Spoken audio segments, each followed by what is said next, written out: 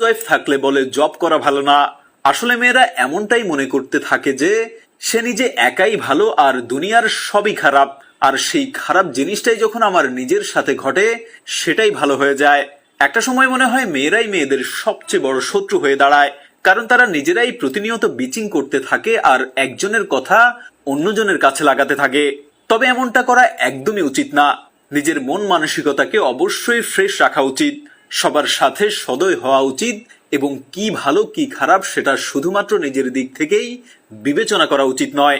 প্রত্যেকেরই নিজস্ব মন মানসিকতা আছে এবং প্রত্যেকেরই আলাদা চিন্তাধারা। আবার সব মানুষেরই ভালো আর খারাপ দুটোই গুণ রয়েছে, তার সাথে প্রত্যেকটি কাজেরই ভালো এবং খারাপ দুটো দিকই রয়েছে।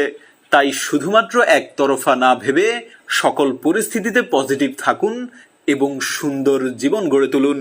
আমার মতে ভালো মানুষ হওয়ার জন্য যে সব গুণাবলী অবশ্যই থাকতে হবে সেগুলো হলো সময়ের কাজ সঠিক সময়ে সঠিকভাবে সম্পন্ন করা, অপরের ভালো করতে না পারলেও তার ক্ষতির চিন্তা না করা, মানুষ মাত্রই লোভী কিন্তু সেই লোভকে একান্ত প্রয়োজনের মধ্যে সীমাবদ্ধ রাখা, অন্যকে কোনো সময় ছোট করে না দেখা, মানুষের দুর্বল জায়গায় আঘাত না করা, নিজেকে নিজের দেশকে ভালোবাসা। যে নিজেকে ভালোবাসতে পারে না সে নিজের দেশকে দেশের মানুষকেও ভালোবাসতে পারে না। নিজের উপর বিশ্বাস রাখা, সর্বদা সত্য কথা বলা, আমাদের প্রত্যেকের মধ্যেই এসব গুণাবলী থাকা উচিত।